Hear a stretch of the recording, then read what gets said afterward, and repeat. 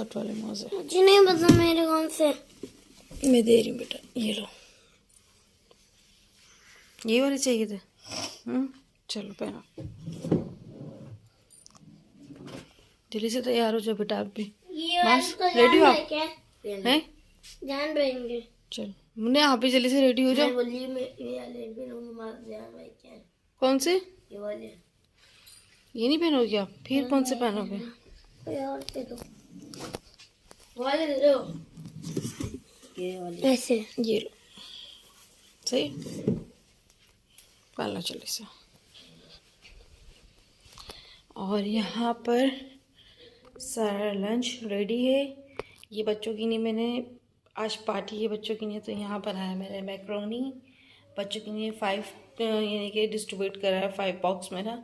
और यहाँ मैंने बनाया मिनी पिज़्ज़ा, छोटे छोटे से पिज़्ज़ा बनाए। जैनब के लिए पिज़्ज़ा, क्योंकि जैनब को पिज़्ज़ा मिला था मेन्यू में, तो यहाँ जैनब के लिए मैंने पिज़्ज़ा बनाए छोटे। और यहाँ जयान की ने मैगी है और मैक्रोनी, सॉरी मैक्रोनी है।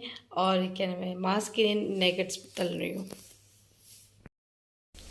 और यहाँ होने लगे हैं फ्राइज, जैनब मास के नेगेट्स फ्राई हो रहे हैं। और ये इस तरीके से ना हम लोगों ने बॉक्स बना लिए ऐसे। ये 5 बॉक्स बन गए, 5 ये जैनब के लिए पिज़्ज़ा रखे हुए हैं और ये इस तरीके से बॉक्स रखे हुए हैं।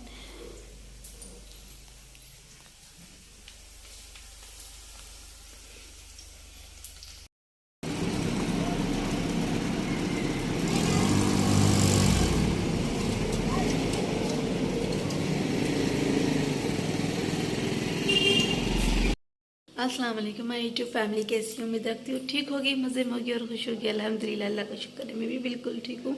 तो आज सुबह बच्चों को स्कूल भेज दिया था मैंने, लंच वगैरह उनकी पार्टी के लिए जो ना था तैयार करके भेज दिया था। और फिर उसके बाद जो ना मैं थोड़ा सा सो गई थी। अब उठी हूँ तकरीबन 9 बज गए, 8:30-9 बज गए। फ्रेश हो गई हूँ, अब नाश्ता बनाऊँगी और फिर नाश्ता करेंगे। फिर उसके बाद मैं फिर मिलती हूँ आपसे। और यहाँ मैं धोने लगी हूँ डॉगी के लिए चिकन, क्योंकि यहाँ ना डॉगी के लिए चिकन बॉईल करके खिलाते हैं ना हम लोग, गर्दनें जो होती हैं ना, तो यहाँ पर मैं इसको बॉईल करके और फिर इसको नाश्ता देंगे, फिर हम लोग बाद में नाश्ता करेंगे।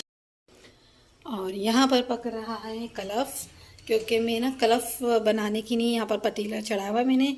और क्योंकि मुझे अफजाल के कपड़ों में ना कलफ देना था, कलफ के कपड़े जो थे ना वो ख़त्म हो चुके थे, तो सोचा है कलफ बना लूँ। साथ साथ ही लाइट भी गई भी है, तो काम वाम कर रही थी। दिन का आगाज़ हो चुका है, सुबह हो चुकी है, नाश्ता वगैरह कर लिया है हम लोगों ने। और नाश्ता करने के बाद जो है ना, अब मैं यहाँ लग गई थी काम से। ये देखें पूरा किचन अभी फैला पड़ा है, किचन को साफ़ करना है, नीट एंड क्लीन करना है बिल्कुल से। चूल्हा वूल्हा बहुत गंदा हुआ है। और ये जो पतीले की हालत है ना, ये पतीला मेरा ऐसे ही है और इसमें मैं कुकिंग वगैरह बिल्कुल भी नहीं करती। सिर्फ़ और सिर्फ मैं इसमें कलफ ही पकाती हूँ, क्योंकि इनके कपड़ों में ना कलफ देना होता है मुझे। तो सिर्फ़ और सिर्फ कलफ ही पकता है इसमें, और कुछ भी नहीं पकता, खाना वगैरह कुछ भी नहीं। बस ये ऐसे ही मैंने रखा हुआ है पतीला, धो धा के मैं रख देती हूँ उसको, फिर कलफ की नहीं यूज़ करती हूँ कि कहीं कमेंट्स में कोई आ जाएगा इतना गंदा पतीला आपका और आपने खाना भी इसी में बनाती हैं। तो भाई समझदार तो इंसान ऐसा नहीं कर सकता ना ऐसा।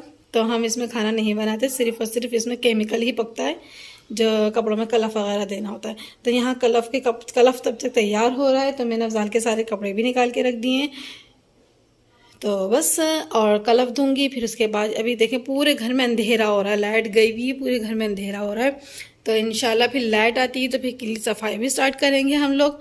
और फिर अभी जब तक किचन में हूँ तो ये लाइट से ना, इस लाइट से काम हो रहा है अभी किचन में, तो इस लाइट से काम हो रहा है। ठीक है, चले चलते हैं फिर। इंशाल्लाह दिन का आगाज़ हो चुका है, इसी तरीके से मेरी वीडियो बनती रहेगी। पर मैंने सारे कलफ जो थे ना कपड़ों में लगा के रख दिए हैं। अब ये सूखते रहेंगे आराम से, और ये आराम से सूखते रहेंगे। कम से कम इसको सूखने में ना 1 दिन पूरा लगता है इन कलफ के कपड़ों को ना सूखने में। फिर उसके बाद जब ये सूख जाएंगे ना, फिर मैं प्रेस पे भेज दूँगी कपड़े प्रेस करने के लिए, क्योंकि कलफ के बाद ना कपड़े इतने कड़क हो जाते हैं तो फिर मैं प्रेस नहीं कर पाती। तो ये वही मैक्रोनी है, सुबह बच्चों को जो भेजी थी वो है। और बस अब ये किचन क्लीन है मेरा, पूरा साफ़ सुथरा हुआ है, बर्तन वही धोकर दोबारा से उल्टे करके रखे हुए हैं। अब ये फिर खुश्क हो जाएंगे तो फिर इंशाल्लाह इनको भी कैबिनेट में रखना है। तो चले चलते हैं। किचन की लाइट ऑफ और बस अब हमें अपनी नमाज की तैयारी करनी है मुझे। चलें, अब जब तक बच्चे नहीं आते हम थोड़ी देर बैठ जाते हैं। यहाँ पर मैंने ज़ोहर की नमाज़ अदा कर ली है और नमाज भी पढ़ ली है और बच्चे भी आ गए हैं। जी बेटा बोलो, बोलो आप बोलो। ज़रा स्कूल से आ चुकी है, ज़रा हाई कर रही है। और बेटा आप जल्दी से कपड़े चेंज करो। मम्मा ये तो और मेरे कपड़े कहाँ, ये बताओ। मेरे कपड़े उतारो और फिर कपड़े निकालो। मैं अभी आपके कपड़े चेंज कराती हूँ, बस रोटियाँ डालूंगी, फिर उसके बाद आप लोग खाना खाना। सही बेटा, चलो जल्दी से कपड़े चेंज करो, मैं आ रही हूँ। ठीक है, आ रही हूँ। और यहाँ बच्चे चले गए थे ट्यूशन स्कूल से आने के बाद, और फिर मैं यहाँ करने लगी थी ऑयलिंग अपने बालों में। तो यहाँ हम लोग हमेशा यूज़ करते हैं पीली सरसों का तेल, और उसमें हम लोग डाल लेते हैं दाना मेथी। तो ये दाना मेथी जो होती है बालों को बहुत अच्छे से स्मूथ बनाती है, और अच्छा यानी कि स्मूथ बनाती है, लंबा घना बनाती है। आप लोगों ने ज़ैनब के बाल तो देखे ही होंगे, तो ज़ैनब के बालों से ही आप अंदाज़ा लगा सकते हैं कि ज़ैनब के बाल माशाल्लाह बहुत अच्छे, बहुत हेल्दी हैं। तो यहाँ पर हमें ऐसे ही हम लोग दाना मेथी डाल देते हैं। और दाना मेथी की क्वांटिटी कितनी होती है, सिर्फ 1 से 1.5 चमचा के करीब दाना मेथी की क्वांटिटी होती है, और कोई पकाना नहीं है, कोई कुछ। तो हम लोग आ चुके हूँ, मैं ऑयलिंग कर ली है अपने बालों में मैंने। और ऑयलिंग करने के बाद जो है ना ज़ैनब को भी ऑयलिंग करा दी थी। और आप लोग को तो बता ही दिया कि मैं तेल में क्या डालती हूँ। तेल में हम लोग डालते हैं दाना मेथी, और दाना मेथी यानी कि पीली सरसों का हम तेल लेते हैं, उसमें दाना मेथी डाल के और रख देते हैं कुछ देर के लिए। और फिर उसके बाद जो है ना हम अपने बालों में ऑयलिंग करना शुरू कर देते हैं। तो उससे ये होता है कि बाल जो है ना अच्छे स्मूथ, और नहाने से पहले आप कम से कम 1 से 2 घंटे पहले आप ऑयलिंग कर लें। ज़्यादा कोई इतनी घंटों ऑयलिंग करने की ज़रूरत नहीं होती, बस ये कर लें तो आपके बाल स्मूथ, लंबे और घने और मोटे अच्छे हो जाएंगे उससे। तो ज़ैनब के बालों से आप अंदाज़ा लगा सकते हो, ज़ैनब के बाल माशाल्लाह बहुत अच्छे हैं मेरे घर में। तो मैं यही तेल लगाती हूँ ज़ैनब के बाल में। अगर आप भी लगाना चाहते हैं तो लगा सकते हैं, मैंने आप लोगों को मशवरा दे दिया। तो रही बात, और आ जाते हैं कमेंट्स पे। तो बहुत से लोग मुझे कमेंट्स करते हैं कि XYZ जो भी कमेंट्स करते हैं, तो मेरे को खैर उनका कमेंट्स का बुरा तो नहीं लगता है, लेकिन एहसास होता है कि हम लोग इस बात को आप छोड़ दो कि हम हिंदू हैं, मुस्लिम हैं, गैर मुस्लिम हैं, जो भी है XYZ उसको छोड़ दो। लेकिन इंसानियत हर शख्स में होती है, इंसानियत हर फ़िरके में होती है, इंसानियत हर मज़हब में होती है। तो इंसानियत के नाते ही आप एक दूसरे को मोटिवेट कर लिया करो, इंसानियत के नाते ही एक दूसरे की मदद कर लिया करें। आप ये नहीं सोचा करें कि ये टन की आवाज़ आ रही है ना, ये टन की आवाज़ मुझे बहुत बुरी लगती है। मैं जब भी वीडियो शूट करने के लिए खड़ी होती हूँ ना, ये टन इसी मुसलसल आती है ना।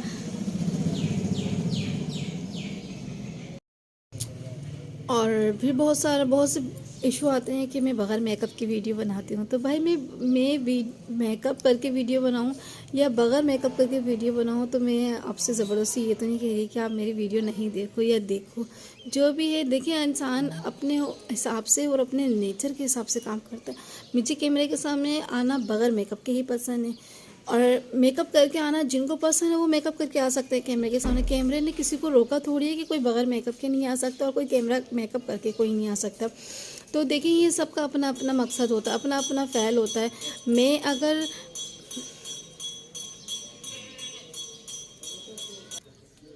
ये सबका अपना अपना मसला होता है। ठीक है, हम किसी को ज़बरदस्ती नहीं कर सकते कि आप मेकअप करके आओ। और मैंने ये तो नहीं कहा ना कि आप मैं मेकअप करके नहीं आ रही तो आप मेरी वीडियो नहीं देखो, या मैं मेकअप करके देख, अगर मुझे जब महसूस होगा कि मुझे कैमरे के सामने मेकअप करके आना चाहिए तो मैं मेकअप करके आ जाऊँगी, कोई मसला थोड़ी है मेरे लिए। और फिर सबसे बड़ी बात ये है कि देखिए, अगर कहीं हम शादी में जाते हैं, कहीं हम लोग किसी इवेंट में जाते हैं या किसी दावत पे जाते हैं, तो जब मैं मेकअप करती हूँ तो तब मैं वीडियो शूट करती हूँ आप लोगों के लिए। तो जब भी मैं आप लोगों को जो थोड़े जो मुझे मुनासिब लगता है मैं वीडियो शूट करती हूँ, मैं आप लोगों को ज़रूर दिखाती हूँ। तो इसमें कोई वो नहीं है। और डेली बेसिस पे तो मैं अपनी स्किन ख़राब कर नहीं सकती भाई मेकअप के चक्कर में, क्योंकि पहले ही इतनी स्किन मेरी डैमेज है, बहुत ज़्यादा ख़राब है मेरी स्किन। तो मैं उसके खुद ट्रीटमेंट चल रही है मेरी स्किन की, तो मैं रोज़ मेकअप नहीं कर सकती, साफ सी बात है।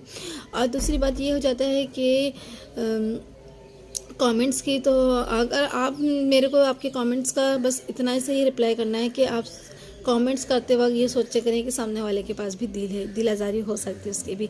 तो कोशिश क्या करें कि अच्छे कमेंट्स करें, अच्छी बातें करें, ताकि आप लोगों को अच्छे लफ्ज़ों में याद किया जाए। और सबसे बड़ी बात, कमेंट से आपका नेचर ज़ाहिर होता है, आपका और मेरा। अगर मैं वीडियो बनाती हूँ तो उसमें मेरा नेचर ज़ाहिर होता है, और आप कमेंट्स करते हैं तो उसमें आपका नेचर ज़ाहिर होता है। तो कोशिश करें सामने वाले को अच्छी बात दें, अच्छी सोच दें, अच्छा मैसेज दें। तो ये मेरा, अगर ये इस यूट्यूब प्लेटफॉर्म पे अगर मैं आई हूँ तो मैं किसी मकसद से आई हूँ। कोई बिला मकसद या बिला वजह कोई किसी को शौक़ नहीं होता है कि बार बार कैमरा उठाए और कैमरे के सामने बस अपनी काम की वीडियो बनाए। बस मेरे को आप तक इतना ही मैसेज पहुंचाना था। तो इंशाल्लाह अच्छी उम्मीद है मुझे। मैं यूट्यूब पे आई हूँ अपनी एक फ़ैमिली बनाने, एक छोटी सी फैमिली बनाने आई हूँ मैं यूट्यूब पे। मुझे तो ऐसी ही मेरी फैमिली मुझे प्यार देती रहेगी, और ऐसे ही मैं अपनी फैमिली को प्यार देती रहूँगी। तो इंशाल्लाह फिर मिलूँगी नए वीडियो, नए ब्लॉग के साथ और नई बहुत सारी बातों के साथ। तो तब तक के लिए अपना बहुत सारा ख्याल रखिएगा। इंशाल्लाह फिर मिलूँगी। अल्लाह हाफिज़। और प्लीज़ जाने से पहले अगर जो नए हैं मेरे चैनल पे, तो मेरे चैनल को सब्सक्राइब कर दें, बेल आइकन को ज़रूर प्रेस कर दिया करें, ताकि आपके पास मेरी प्यारी प्यारी छोटी छोटी सी वीडियो पहुँचती रहें। तो इंशाल्लाह फिर मिलूँगी। कमेंट्स में अपना प्यार ज़रूर जताया करें। तो जल्दी से मेरे आगे बढ़ा दें सब्सक्राइबर। आप लोगों की मुझे ज़रूरत है, आप लोगों की मुझे आपकी फैमिली की ज़रूरत है। तो बस जल्दी से मेरे मैसेज आप लोग आगे से आगे बढ़ाते जाएं और आगे मेरी वीडियो को बढ़ाएं। तो इंशाल्लाह फिर मिलूँगी नए वीडियो, नए ब्लॉग के साथ। तब तक में अल्लाह हाफिज़।